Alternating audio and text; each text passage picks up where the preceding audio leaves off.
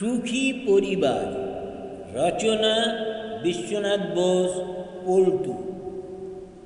দিন চলে যায় রেখে সীমাহীন প্রীতি, লিপিকার মধ্যে তাই থাকে ছোট ছোট স্মৃতি।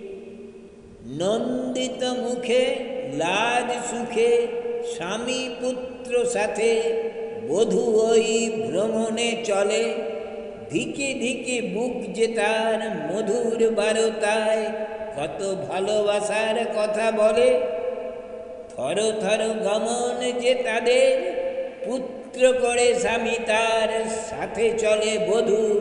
মন যে তাদের উচাটন আনন্দে ভরা, সুখী পরিবার ভ্রমণে চলে শুধু।